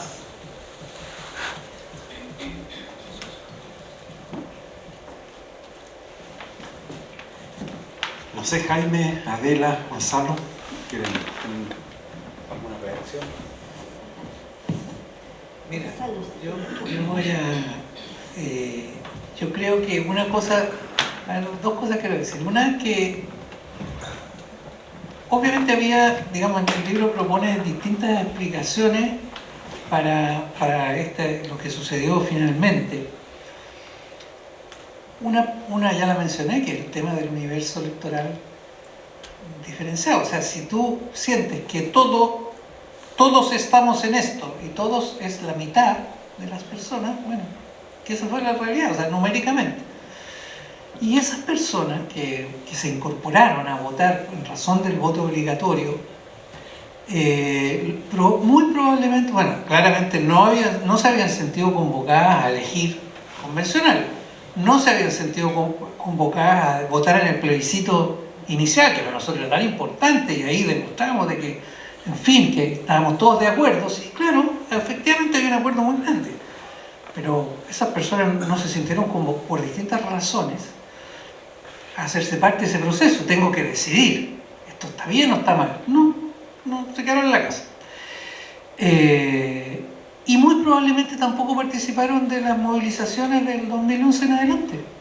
Es lo más probable, no hay evidencia, pero es lo más probable. Y al contrario, pueden haber dado susto, pueden haber encontrado que la cuestión no se sabe para dónde va, etc. En fin, solo quiero remarcar de que ese es un foco de atención. Nunca debió el voto haber dejado de ser obligatorio. Eso era la tradición chilena. A nadie tampoco lo andaban persiguiendo por no votar, pero era obligatorio, era un deber, era algo. Hay muchas maneras que no se necesita, digamos, estar metiendo a gente a la cárcel para que lo hagan. Bueno, nunca debió ser. Ahora, la elección del domingo, del sábado y domingo, a mí me parece que muestra que empieza a funcionar el voto voluntario como tiene que ser. O sea, los resultados puede que a uno no le gusten, pero hay una cantidad de posibilidades y las personas van y lo hacen. O sea, ya no fue, ya se bajó la multa a una cifra más razonable, ya ese no es el énfasis, sino que ahora hay como, y lo mismo se ve con la cantidad de votación nula. O sea, sigue habiendo una idea de que a través de esos mecanismos es posible hacer algo, cosa que no sucedió en los plebiscitos anteriores, que fueron mucho más emocionales, mucho más de rechazo al primer proceso, al segundo proceso, etc. O sea, donde cualquier argumento podía servir para decir, no, ya me obligaron a votar, así que voy a votar rechazo. ¿Entiendes? O sea, es como que vengo obligado. Yo creo que es un factor para mí me hace pensar en, ¿y dónde veo el problema? Lo veo en la oferta política. O sea, porque la oferta es los candidatos que no se identifican, donde cosas que no debieran ser motivo de disputa y como los derechos humanos empiezan a hacerlo. O sea, hay otros problemas, pero no tanto, de nuevo, nuevo, pienso, no tanto en la participación. Pero yendo a lo que hacemos, al esfuerzo que hicimos, los signos de que las cosas no iban bien, en realidad es que, claro, o sea, ¿cuándo empezó a ocurrir eso? Hubo un primer signo en la propia elección de convencionales, ya les dije, bajó en 1 millón de votos respecto del plebiscito anterior. O sea, 1 millón de personas se restó en ese momento. Porque votar es más difícil que marcar sí o no. Es básicamente eso. Hay que elegir quién es Jaime Baza, quién es ese fin. Ya.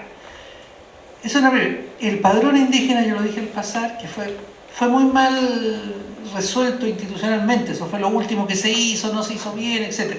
Pero aún así, la votación con la que llegaron los escaños indígenas fue muy baja. O sea, seguían teniendo el mismo poder porque eran 17 que tenían derecho a estar ahí. Una innovación absoluta en la institucionalidad chilena. Y eso representa más o menos en proporción la población indígena. Así que esto estaba bien. Lo que no estaba bien es que esas personas fueron electas con un porcentaje muy bajo de sus adherentes, de sus votantes. Y eso, pero cuando uno está sentado en la silla ya tiene el poder que tiene, y por lo tanto siguieron teniendo influencia. Después se hizo una consulta indígena.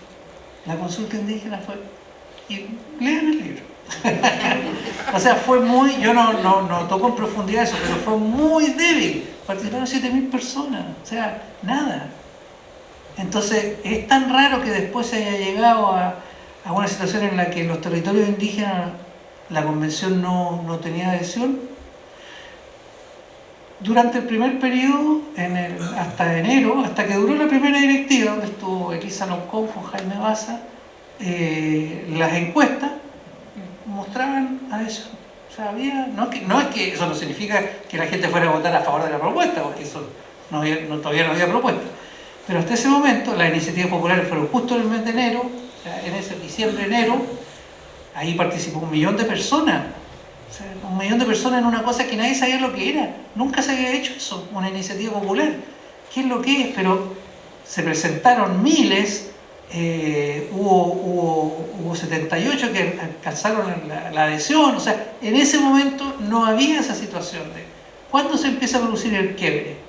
El quiebre se empieza a producir cuando se empieza a hacer la discusión de las normas.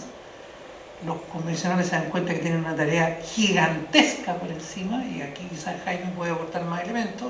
Se encierran, suspenden las semanas territoriales, se alejan, y el diseño de participación era muy abigarrado, tenía muchas cosas, pero estaba pensado fundamentalmente para el periodo previo.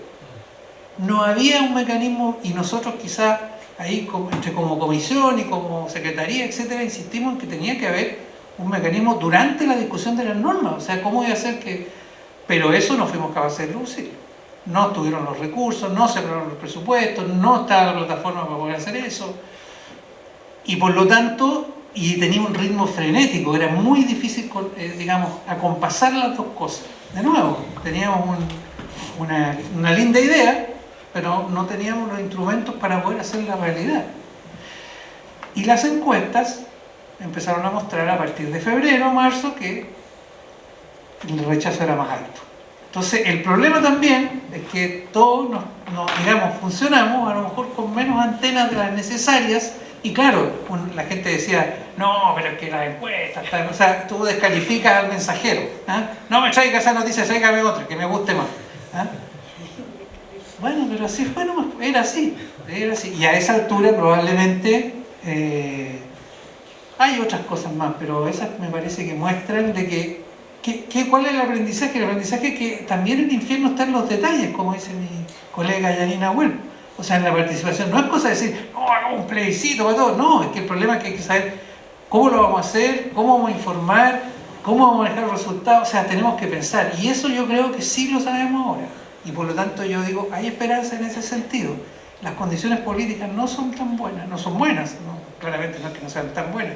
Ojalá que el martes en Estados Unidos las cosas no se descarrilen definitivamente, porque también estamos en un escenario mayor. O sea, esto no es, o sea, tenemos como vecino Argentina, y esa política, así que, o sea, quiero decir, también para que miremos estas cosas son así, creímos que teníamos cosas muy ya claras, pero la memoria y así como todos los temas son objeto de disputa.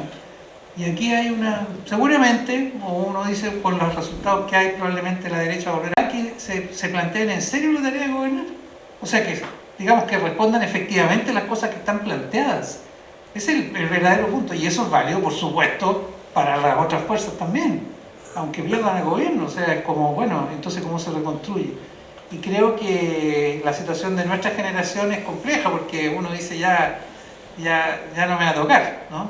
En ese sentido, claro, pues es verdad. Entonces es distinto, pero para los Jaimes Bassas y para todas las estudiantes, etcétera, el asunto sigue. O sea, esto tiene, digamos, tiene un acumulado que tiene momentos en los cuales se puede poner en juego. Esa es mi visión. ¿Les puedo hacer una consulta?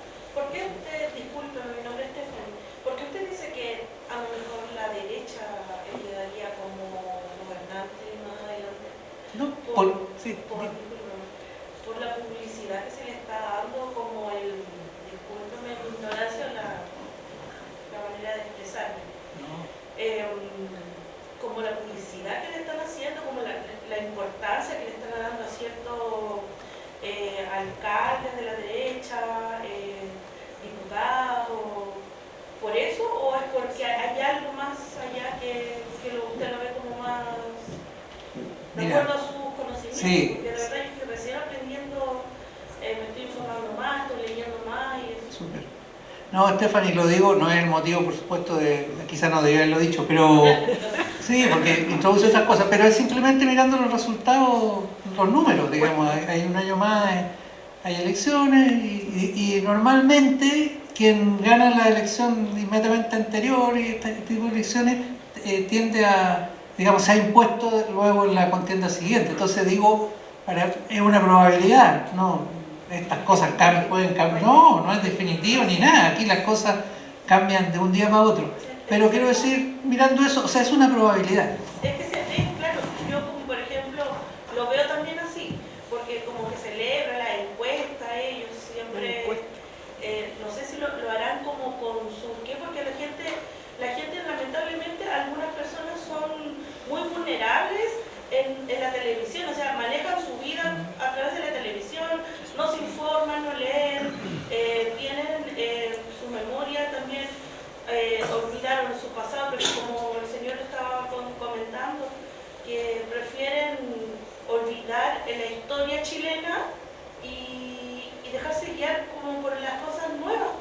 Prefieren ver, en vez de leer, prefieren ver TikTok, en vez de informarse, ¿me entiendes? En vez de leer.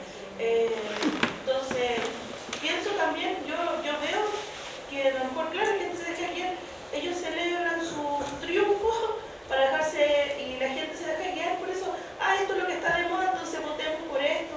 No sé, lamentablemente, no sé, yo lo veo un poco así. Puede ser esa una razón, pero digamos, la derecha ha tenido dos gobiernos en el último decenio, qué sé yo, desde 2010, luego 2014. Entonces es una probabilidad, o sea, hay que pensarlo en ese sentido, o sea, no es para darlo por un hecho, sino Sí, pero las cosas pueden cambiar. Pregúntale a Marcela Cubillos cómo cambió. Eso es lo otro que... Bueno, buen ejemplo. No, solo reflexiones a propósito de también cuando se presentaba, ¿no?, esto de que, claro, estamos en un mundo mucho más global, ¿no?, y a veces también, y justamente en parte del texto escrito, yo hacía una mención a las mentalidades, ¿eh? Y yo tengo la impresión que en todo caso eso tenemos que como trabajar más, y eso también es un esfuerzo no solo colectivo, sino individual, ¿no? Esta mentalidad a veces muy excepcional, ¿no? Cuando nos sentimos que todo lo nuestro es demasiado excepcional, ¿no?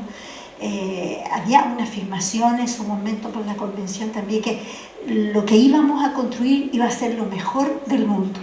Ese tipo de cosas, por ejemplo, hay que tener ojo, hay que criticarlo, uno puede dejarse llevar por ese impulso, pero no, o sea, también hay condiciones materiales objetivas de cómo va circulando el mundo. No por eso tenemos que repetir, ¿cierto?, lo de Milei, pero siempre tener esa posibilidad de mirar nuestra localidad vinculada. Y producto de eso, a mí me parece que hay que hacer un esfuerzo muy grande, justamente porque el texto eso nos pone como un aprendizaje. Nosotros tenemos que también superar la forma y esta mentalidad tan arraigada, ¿no?, de o es consenso o es disenso. Pero, por ejemplo, no tenemos una capacidad como sociedad de tener pensamiento contencioso, porque en algunas cosas, no importa que con Gonzalo nosotros no coincidamos, lo que hay que pensar sí es qué cosas son sí principales y qué cosas son accesorias. En las accesorias podemos perfectamente tener planteamientos distintos. Y ahí yo tengo la impresión que sí, en una mirada así como en una lectura crítica y más estructural, se han invertido las cosas, ¿no?, por esta sociedad del espectáculo, es decir, todo aquello que es secundario lo pasamos a principal. Y ahí los medios de comunicación, un poco a lo que decía Stephanie, juegan con uno, pero también uno en algún minuto, ¿no? Eso, todas esas cosas las ponía así yo en la parte de lo que son los movimientos sociales. Uno es muy sensible a eso, entonces se deja llevar también y confunde, ¿no? Yo diría estamos mucho más concentrados en lo secundario y no en lo principal. Entonces hay que recordar esas viejas teorías, pero muy sustantivas, que nos hacían pensar dónde está puesto el foco. Las condiciones materiales de existencia son todavía toda la deuda que tenemos. Y hay muchas cuestiones de orden identitario y expresivo que pueden, por supuesto, esperar un poco, ¿no? O hay cosas que se pueden hacer al mismo tiempo. Entonces, a mí me parece que ahí también hay un foco en nuestra mentalidad. Y un poquito para, bueno, Laverito, con tanto cariño que te veo, bueno, a tantas personas que uno se encuentra. Bueno, algunos dicen que hay dos tipos de nostalgia, ¿no? La nostalgia que inmoviliza y que en realidad termina siendo depresión, pero está esa nostalgia que el otro día con Gloria, con quien compartimos un curso, y a propósito de la presentación del libro de Gonzalo, decíamos, o sea, encontrarse, hay tiempos que para los viejos, ¿no?, para una profesora senior como yo, fueron difíciles, pero aún en esos tiempos difíciles uno encontró reservas de sentido enormes que te acompañan hasta hoy, ¿no? Cuando recordaba justamente en esta manera, ¿no?, que a todas las vidas nuestras han habido giros y sin embargo, y por eso que hacía unas palabras para Jorge, ahí está organizando, promoviendo, insistiendo, siendo un resistente a no quedarse en esa nostalgia depresiva. Entonces, a mí me parece que cuando nos encontramos, todos de una cierta época, no es solo para pensar, ¿cierto? Y también como muy orgullosos de pensar que eso sí fue lo mejor. No, es simplemente por la alegría que nos da y por saber que seguimos en los desafíos y que en alguna parte no bajamos los brazos. Entonces, me gusta esa nostalgia, nos encontramos, vemos los rostros y sin embargo estamos pensando en proyectos. Eso se me ocurre, y lo digo con mucha convicción, por lo menos. Gracias. Muchas gracias. Sí, yo estoy de acuerdo con lo último que se ha señalado.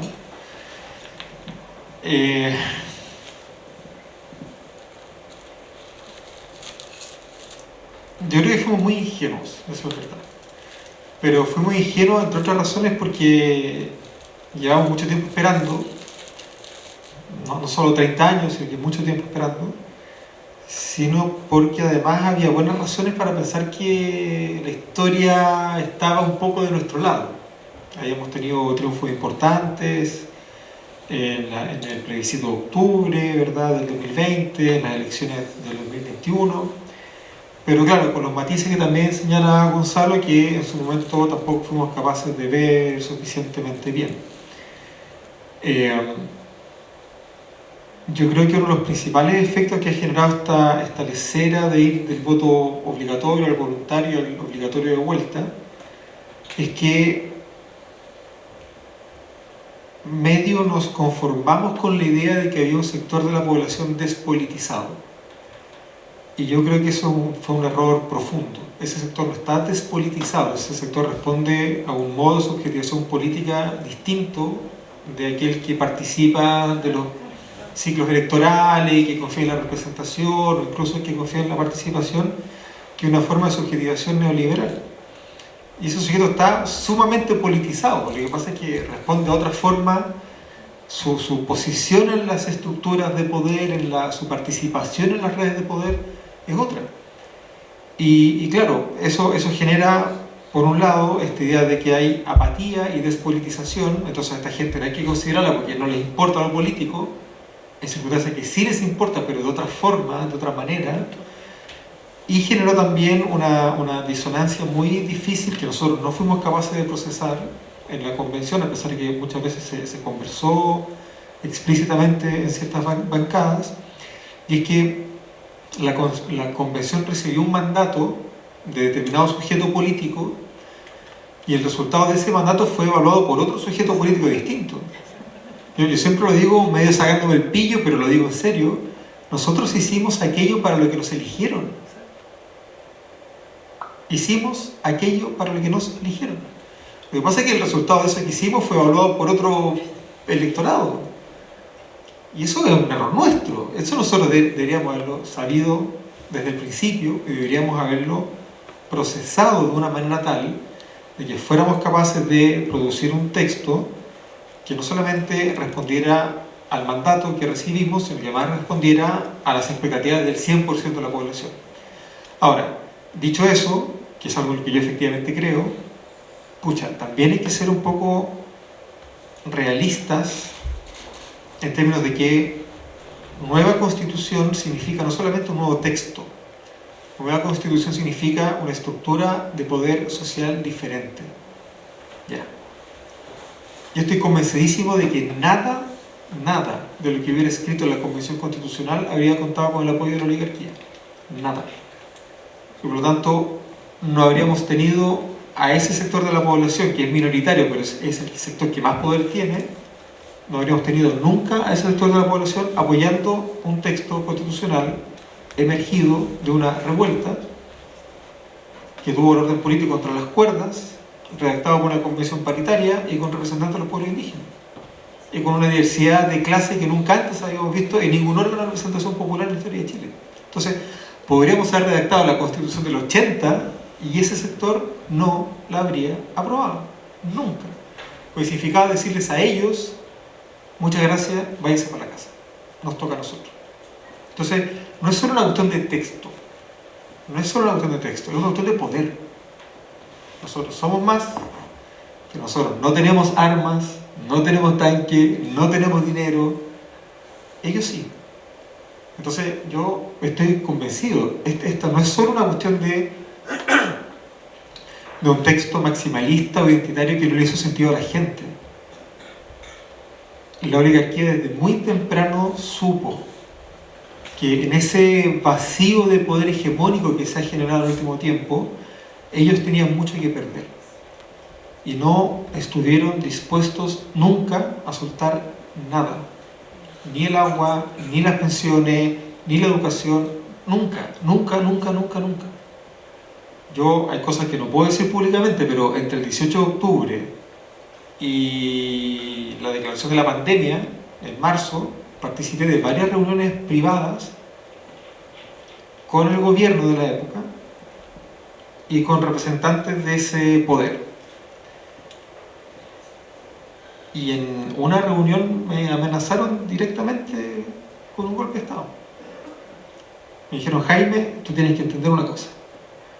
El dinero que está comprometido en la AFP es más dinero que el que estaba comprometido en la gran minería del cobre en 1973. Así que tengan cuidado con lo que van a hacer. Me lo dijeron en mi cara. Entonces, claro, ¿qué tipo de trabajo podría haber realizado la Convención Constitucional? O sea, y por eso, mientras tú preguntabas, Verónica, yo pensaba, claro, todos sabemos del efecto rebote que generan los cambios contraculturales. Y pensaba en esta permanente discusión de la izquierda entre reforma y revolución. La vía reformista en Chile está agotada. Llevamos 36 6 años de reforma, desde el 89, 35 años de reforma. Está agotada, esa vía no da más. Porque el sujeto que empuja las reformas es el mismo sujeto que se privilegia del orden social vigente. No hay forma. Pero tampoco están las condiciones materiales para una revolución. Y no estoy pensando en el asalto al Palacio de Gobierno con asadones y tridentes en las calles. Estoy pensando en una reforma estructural profunda. ¿Por qué no están esas condiciones? Porque la subjetivación política de la gran mayoría de la población es neoliberal. Es neoliberal. Y nosotras estamos empujando efectivamente cambios que son contraculturales, que son minoritarios, que son democráticos, en clave de derechos humanos, ¿verdad? Etcétera, es verdad, pero que son minorías. Son minorías de la población, por los modos de subjetivación a los cuales esa población hoy día representa, y son minorías frente a la mega concentración del poder y la riqueza que hoy día favorece a la oligarquía de una forma que no tiene parangón en América Latina. No estamos en Uruguay, no estamos en Perú ni siquiera. Entonces, bueno, no sé. Ahora, con esto cierro, perdón.